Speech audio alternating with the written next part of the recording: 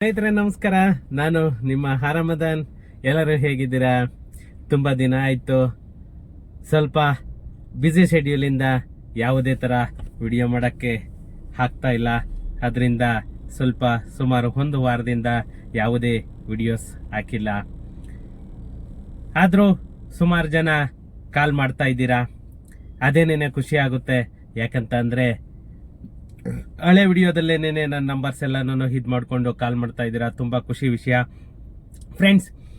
ತುಂಬ long back ಆಮೇಲೆ ಬರ್ತಾ ಇದ್ದೀವಿ ಎಲ್ಲರ ಜೊತೆ. ಇವತ್ತು ತುಂಬಾನೇ ಒಂದು ಮುಖ್ಯವಾದ ವಿಷಯ ಇದೆ, ಅದ್ರ ಬಗ್ಗೆನೇ ಈ ವಿಡಿಯೋದಲ್ಲಿ ಮಾತಾಡೋಣ. ಏನಂತ ಅಂದರೆ, ಈ ನಮ್ಮ ಸರ್ಕಾರ ಏನು ಈ ಖಾತಾ ಅನ್ನೋ ಒಂದು ಕಾನ್ಸೆಪ್ಟ್ ಅನ್ನ ತಗೊಂಡ್ ಬಂತು. ಅದರಲ್ಲೂ ಈ ಎ ಖಾತಾ ಬಿ ಖಾತಾ ಅನ್ನೋ ಒಂದು ಕಾನ್ಸೆಪ್ಟ್ ಏನ್ ತಗೊಂಡ್ ಬಂತು, ಅದರಲ್ಲಿ ಬಿ ಖಾತಾ ಎಷ್ಟು ಜನಕ್ಕೆ ಸಿಕ್ಕಿದೆ, ಆ ಬಿ ಖಾತಾಯಿಂದ ಏನೇನೋ ಜನಗಳು ಕಷ್ಟ ಅನುಭವಿಸ್ತಾ ಇದ್ದಾರೆ ಅನ್ನೋದು ಒಂದಾದ್ರೆ, ಇನ್ನೊಂದು ಈ ಆಕ್ಯುಪೆನ್ಸಿ ಸರ್ಟಿಫಿಕೇಟ್ ಸ್ವಾಧೀನ ಪತ್ರ ಅಂತ ಏನ್ ಹೇಳ್ತೀವಿ, ಅದು ಕೂಡ ತುಂಬಾನೇ ಗೊಂದಲವನ್ನ ಸೃಷ್ಟಿ ಮಾಡಿದೆ. ಅದರಲ್ಲೂ ಬಿ ಖಾತಾ ಪ್ರಾಪರ್ಟಿ ಓನರ್ಸ್ ಗಳಂತೂ ಹೇಳಲಿಕ್ಕಾಗ್ತಾ ಇಲ್ಲ, ಅಷ್ಟು ಜನ ಪರದಾಡೋ ತರ ಆಗ್ತಾ ಇದ್ದಾರೆ. ಅದರಿಂದ ಸರ್ಕಾರ ಯಾವತ್ತು ಇದೆಲ್ಲದಕ್ಕೂ ಒಂದು ಮುಕ್ತಿ ಕೊಡುತ್ತೆ, ಮತ್ತೆ ಯಾವಾಗ ಈ ಬದಲಾವಣೆಯನ್ನ ಮಾಡುತ್ತೆ ಅನ್ನೋದನ್ನ ನಾವು ಕಾದು ನೋಡ್ಬೇಕು. ಅದಿರ್ಲಿ, ಈ ವಿಡಿಯೋದಲ್ಲಿ ನಾವು ಆ ಸ್ವಾಧೀನಾನುಭವ ಪತ್ರ ಏನು ಆಕ್ಯುಪೆನ್ಸಿ ಸರ್ಟಿಫಿಕೇಟ್ ಕಡ್ಡಾಯ ಅಂತ ಏನ್ ಮಾಡಿದ್ದಾರೆ, ಅದರಿಂದ ಏನೇನ್ ಆಗ್ತಾ ಇದೆ ಈ ಬಿ ಖಾತಾ ಪ್ರಾಪರ್ಟೀಸ್ಗೆ ಅನ್ನೋದನ್ನ ಈ ವಿಡಿಯೋದಲ್ಲಿ ನೋಡೋಣ ಫ್ರೆಂಡ್ಸ್.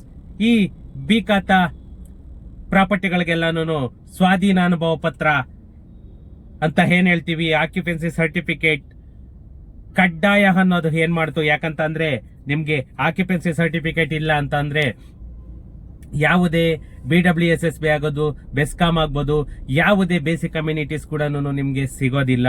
ಇದು ತುಂಬಾನೇ ಮುಖ್ಯ. ಈ ಆಕ್ಯುಪೆನ್ಸಿ ಸರ್ಟಿಫಿಕೇಟ್ ತಗೊಳ್ಬೇಕು ಅಂತಂದ್ರೆ ಏನೆಲ್ಲಾನು ಸರ್ಕಸ್ ಮಾಡಬೇಕು, ಏನೆಲ್ಲ ಪ್ರಾಬ್ಲಮ್ಗಳು, ಸಮಸ್ಯೆಗಳನ್ನ ಸ್ವಲ್ಪ ಕೋಲ್ಡ್ ಆಗಿದೆ, ಯಾರು ಬೇಜಾರು ಮಾಡ್ಕೋಬೇಡಿ, ಏನೇನೋ ಸಂಕಷ್ಟಗಳನ್ನ ಅನುಭವಿಸ್ತಾ ಇದ್ದಾರೆ ಅದನ್ನ ನಾವು ಈ ವಿಡಿಯೋದಲ್ಲಿ ಸಂಪೂರ್ಣವಾಗಿ ತಿಳ್ಕೊಳ್ಳೋಣ. ನಮ್ಮ ಕರ್ನಾಟಕ ಸರ್ಕಾರ ಈ ಬಿ ಖಾತಾ ಆಸ್ತಿ ವಿಚಾರದಲ್ಲಿ ದಿನೇ ದಿನೇ ಹೊಸ ಬದಲಾವಣೆಗಳನ್ನ ಏನ್ ಮಾಡ್ತಾ ಇದೆ. ಈ ಬಿ ಖಾತಾ ಪ್ರಾಪರ್ಟೀಸ್ಗಾಗ್ಬೋದು ಅಥವಾ ಎ ಖಾತಾ ಪ್ರಾಪರ್ಟೀಸ್ಗಾಗ್ಬೋದು, ದಿನ ಬೆಳಗಾಯ್ತು ಅಂತ ಅಂದ್ರೆ ಒಂದೊಂದು ಬದಲಾವಣೆಯನ್ನ ತಗೊಂಡ್ ಬರ್ತಾ ಇದೆ. ಇವಾಗ ಇನ್ನೂನು ಈ ಬಿ ಖಾತಾ ಪ್ರಾಪರ್ಟೀಸ್ಗೆ ಇನ್ನು ರಿಜಿಸ್ಟ್ರೇಷನ್ ಕೂಡ ಲಾಸ್ಟ್ ಟೈಮ್ ಅನೌನ್ಸ್ ಮಾಡಿದ್ರು, ಇನ್ನು ರಿಜಿಸ್ಟ್ರೇಷನ್ ಕೂಡ ಇದಾಗ್ತಾ ಇಲ್ಲ. ಯಾಕಂತ ಅಂದ್ರೆ ಸುಮಾರು ಪ್ರಾಪರ್ಟಿಗಳಿಗೆ ಎಲ್ಲಾನು ಅದ್ರಲ್ಲೂ ಸೈಟ್ ರಿಜಿಸ್ಟ್ರೇಷನ್ ಗಂತೂ ಟೋಟಲಿ ಹೇಟ್ ಹೊಡಿತಾ ಇದೆ ಅನ್ನೋದೊಂದಾದ್ರೆ, ಇನ್ನೊಂದು ಬಿ ಖಾತಾ ಖಾಲಿ ನಿವೇಶನಕ್ಕೆ ಯಾವುದೇ ತರಹದ ಖಾತಾ ಕೊಡ್ತಾ ಇಲ್ಲ ಅನ್ನೋದು ತುಂಬಾ ಜನ ಇದ್ ಮಾಡ್ತಾ ಇದ್ದಾರೆ. ಅದ್ರ ಬಗ್ಗೆ ನಾನು ಆಕ್ಚುಲಿ ಕಮಿಷನರ್ಗೆ ಮೀಟ್ ಮಾಡಬೇಕು, ಅದು ಟೈಮ್ ಸಿಗ್ತಾ ಇಲ್ಲ ಹೋಗಿ ಅವ್ರ ಜೊತೆ. ಯಾಕಂದ್ರೆ ಸುಮಾರು ಸರ್ಕ್ಯುಲರ್ಸ್ ಆಗಿದೆ, ಆ ಸರ್ಕ್ಯುಲರ್ ಅಲ್ಲಿ ಖಾಲಿ ನಿವೇಶನಕ್ಕೆ ಯಾಕೆ ಕೊಡ್ತಾ ಇಲ್ಲ ಅನ್ನೋದು ಇನ್ನೂ ಕನ್ಫರ್ಮೇಶನ್ ಸಿಕ್ಕಿಲ್ಲ.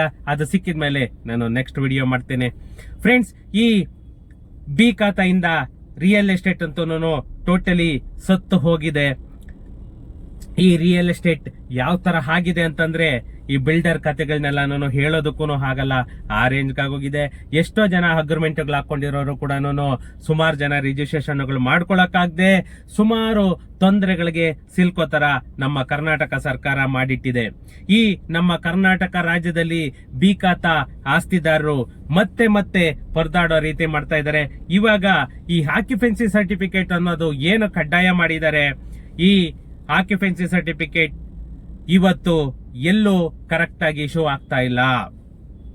ಯಾವುದ್ಯಾವುದು ಹೊಸ ಮನೆಗಳನ್ನ ಕಟ್ತಾ ಇದ್ದಾರೆ, ಅದಕ್ಕೆ ನೀರು ವಿದ್ಯುತ್ ಸಂಪರ್ಕವನ್ನ ಪಡಿಬೇಕು ಅಂತಂದ್ರೆ ಮಸ್ಟ್ ಅಂಡ್ ಶುಡ್ OC ಅನ್ನೋದು ಇರ್ಲೇಬೇಕು. ಆಕ್ಯುಪೆನ್ಸಿ ಸರ್ಟಿಫಿಕೇಟ್ ಅಂತ ಏನ್ ಹೇಳ್ತೀವಿ ಅದು ಇರ್ಲೇಬೇಕು. ಇದರಿಂದ ಸುಮಾರು ಸಣ್ಣ ಪುಟ್ಟ ಕೈಗಾರಿಕೆಗಳ ಮೇಲೆ ಕೂಡ ಈ ಬಿ ಖಾತಾ ಪರಿಣಾಮವನ್ನ ಬೀರಿದೆ. ಮತ್ತೆ ಕಟ್ಟಡ ನಿರ್ಮಾಣಗಳು ಕೂಡ ಆಲ್ಮೋಸ್ಟ್ ಕನ್ಸ್ಟ್ರಕ್ಷನ್ ಕೂಡ ಬಿದ್ದು ಹೋಗಿದೆ.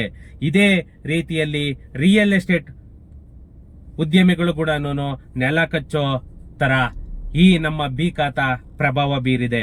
ನಮ್ಮ ರಾಜ್ಯದಲ್ಲಿ ಲಕ್ಷಾಂತರ ಅಕ್ರಮ ಆಸ್ತಿಗಳಿದೆ.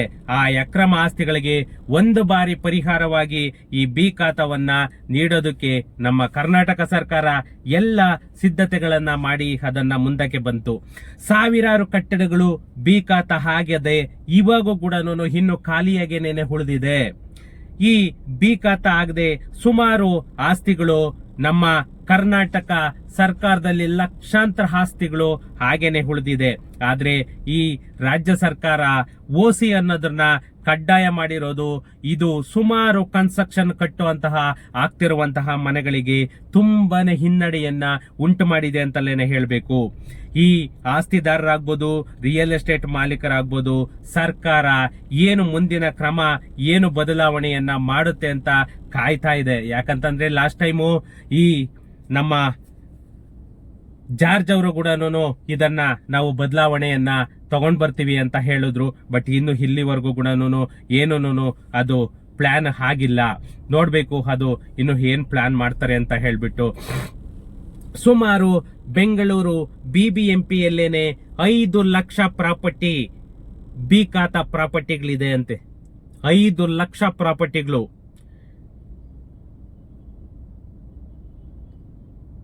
ಸುಮಾರು ಬೆಂಗಳೂರು ಸೇರಿದಂತೆ ರಾಜ್ಯದಲ್ಲಿ ಬಿ ಖಾತಾ ಇಲ್ಲದ 5 ಲಕ್ಷಕ್ಕೂ ಹೆಚ್ಚಿನ ಪ್ಲಾಟ್ಗಳಿವೆ. ರಾಜ್ಯದಲ್ಲಿ ಬಿ ಖಾತಾ ಇಲ್ಲದೆ ಇರೋಂಥ ಪ್ರಾಪರ್ಟಿ 5 ಲಕ್ಷ ಅಲ್ಲ, 95 ಲಕ್ಷ ಪ್ರಾಪರ್ಟಿಗಳಿರೋದು. ಸುಮಾರು 95 ಲಕ್ಷ ಪ್ರಾಪರ್ಟಿಗಳಿರೋದು. ಇನ್ನು ಖಾತಾ ಆಗದೆ ಬಿ ಖಾತಾ ಆಗದೆ ಇರುವಂತಹ ಅಕ್ರಮ ಪ್ರಾಪರ್ಟಿಗಳು. ನೋಂದಣಿ ಇಲಾಖೆಯಲ್ಲಿ ಯಾವುದೇ ನಿಖರ ದಾಖಲೆಗಳಿಲ್ಲದೆ ಇರುವಂತಹ ಪ್ರಾಪರ್ಟಿಗಳು ಸುಮಾರು ಲಕ್ಷಾಂತರ ಪ್ರಾಪರ್ಟಿಗಳು ನಮ್ಮ ಬೆಂಗಳೂರಲ್ಲಿ ಕೊಳಿತಾ ಇದೆ. ಇನ್ನ ಈಗಾಗಲೇ ಏನು ಕಟ್ಟಡವನ್ನ ಕಟ್ಟಿದ್ದಾರೆ ಅಂತಹ ಕಟ್ಟಡಗಳಿಗೆ ಓಸಿ ಅನ್ನೋ ಡಾಕ್ಯುಮೆಂಟ್ ಏನು ಆಕ್ಯುಪೆನ್ಸಿ ಸರ್ಟಿಫಿಕೇಟ್ ಅಂತ ಹೇಳ್ತೀವಿ, ಆ ಆಕ್ಯುಪೆನ್ಸಿ ಸರ್ಟಿಫಿಕೇಟ್ ಸಿಕ್ಕಲಾರ್ದೆ ರಾಜ್ಯದಲ್ಲಿ ಜನ ಪಂಚಾಯಿತಿ ಆಫೀಸ್ಗಾಗ್ಬೋದು, ಮುನ್ಸಿಪಲ್ ಆಫೀಸ್ಗಾಗ್ಬೋದು, BBMP ಆಫೀಸ್ಗಾಗೋದು ಬಲಿಯೋ ಪರಿಸ್ಥಿತಿಯನ್ನ ತಂದಿಟ್ಟಿದ್ದಾರೆ.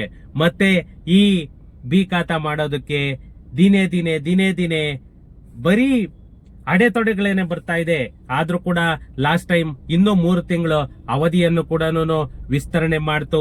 ಅದನ್ನು ಕೂಡ ನಾವು ಕಾದು ನೋಡ್ಬೇಕು ಇನ್ನು ಎಷ್ಟು ದಿನದಲ್ಲಿ ಇವರು ಕಂಪ್ಲೀಟ್ ಮಾಡ್ತಾರೆ ಅಂತ ಹೇಳ್ಬಿಟ್ಟು. ಇದೆಲ್ಲಕ್ಕಿಂತ ಕೂಡ ರಿಯಲ್ ಎಸ್ಟೇಟ್ ಮೇಲೆ ತುಂಬಾನೇ ಪರಿಣಾಮ ಬೀರಿರೋದು ಅಂತಂದ್ರೆ ಈ ಬಿ ಖಾತಾಯಿಂದ. ಯಾಕಂದ್ರೆ ಎಷ್ಟೋ ಜನ ಕಾಂಟ್ರಾಕ್ಟರ್ಸ್ ಇದ್ದಾರೆ, ಎಷ್ಟೋ ಜನ ಲೇಔಟ್ಸ್ ಅಲ್ಲಿ ಮಾಡೋ ಅಂತ ಲೇಬರ್ಸ್ ಇದ್ದಾರೆ.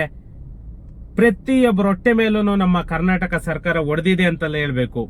ಈ ನಮ್ಮ ಕಂದಾಯ ಇಲಾಖೆ ಆಸ್ತಿಗಳಿಗೆ ಸಂಬಂಧಿಸಿದಂತೆ ಪದೇ ಏನು ನಿಯಮಗಳನ್ನ ಬದಲಾಯಿಸ್ತಾ ಇರುತ್ತೆ ಅಂತಹ ಆಸ್ತಿದಾರರಿಗೆ, ಅದರಲ್ಲೂ ಬಿ ಖಾತಾ ಆಸ್ತಿಯನ್ನು ಹೊಂದಿರುವಂತಹ ಆಸ್ತಿ ಖರೀದಿ ಮತ್ತೆ ಮಾರಾಟಕ್ಕೆ ಎರಡಕ್ಕೂ ಕೂಡ ಇದು ತೊಂದರೆ ಆಗಿದೆ ಅಂತಲೇನೆ ಹೇಳಬೇಕು.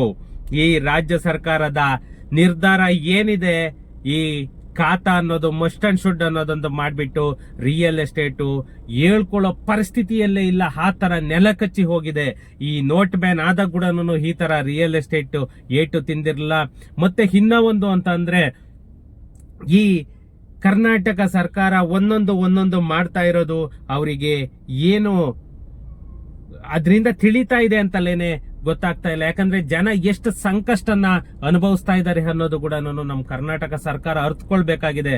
ಯಾಕಂದ್ರೆ ಇವರು ಏನು ರೂಲ್ಸ್ ಗಳನ್ನ ಮಾಡ್ತಾರೆ ಅದು ಪಬ್ಲಿಕ್ ಮೇಲೆ ಎಷ್ಟು ಪ್ರಭಾವ ಬೀರುತ್ತೆ, ಪಬ್ಲಿಕ್ ಅದರಿಂದ ಎಷ್ಟು ಸಂಕಷ್ಟ ಅನುಭವಿಸ್ತಾರೆ, ಅದರಿಂದ ಎಷ್ಟು ತೊಂದರೆ ಆಗುತ್ತೆ ಅನ್ನೋದು ನಮ್ಮ ಕರ್ನಾಟಕ ಸರ್ಕಾರ ಮನಗಂಡು ಅದನ್ನ ಎಷ್ಟು ಬೇಗ ಆಗುತ್ತೆ ಅಷ್ಟು ಬೇಗ ಇಲ್ಲ ಖಾತಾನಾದ್ರೂ ಇಶ್ಯೂ ಮಾಡಬೇಕು, ರಿಜಿಸ್ಟ್ರೇಷನ್ ಆದ್ರೂ ಸ್ಟಾರ್ಟ್ ಮಾಡಬೇಕು.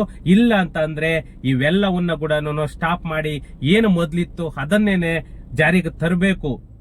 ಅವಾಗ ಮಾತ್ರನೇ ಅದು ಇದಾಗೋದು. ಇವಾಗ ಕಾನ್ಸೆಪ್ಟ್ ತಂದಿದ್ದಾರೆ ಬಿ ಖಾತಾ ಅನ್ನೋ ಕಾನ್ಸೆಪ್ಟ್ ನ. ಆ ಬಿ ಖಾತಾ ಕಾನ್ಸೆಪ್ಟ್ ಅಲ್ಲಿ ಅವರು ಅದನ್ನ ಮುಗಿಸ್ಕೊಳ್ಬೇಕು. ಎಷ್ಟು ಬೇಗ ಆಗುತ್ತೆ ಅಷ್ಟು ಬೇಗ ಪ್ರಾಸೆಸ್ ಅನ್ನ ಮುಗಿಸಿದ್ರೆ ಅವಾಗ ಅವ್ರಿಗೆ ಕೂಡ ಅದು ಇನ್ಕಮ್ ಬರುತ್ತೆ, ಮತ್ತೆ ಪ್ರಾಬ್ಲಮ್ಸ್ ಕೂಡ ಪಬ್ಲಿಕ್ ಪ್ರಾಬ್ಲಮ್ಸ್ ಕೂಡ ಸಾರ್ಟ್ ಔಟ್ ಆಗುತ್ತೆ. ಇಷ್ಟಕ್ಕೆ ಮಾಡಿದ್ರೆ ನಮ್ಮ ಕರ್ನಾಟಕ ಸರ್ಕಾರಕ್ಕೆ ಅದಕ್ಕಿಂತ ಬೇರೆ ಕೃತಜ್ಞತೆಗಳು ಏನು ಹೇಳೋ ತರ ಇರಲ್ಲ. ಓಕೆ ಫ್ರೆಂಡ್ಸ್, ಸಿಗೋಣ ನೆಕ್ಸ್ಟ್ ವಿಡಿಯೋದಲ್ಲಿ. Thank you.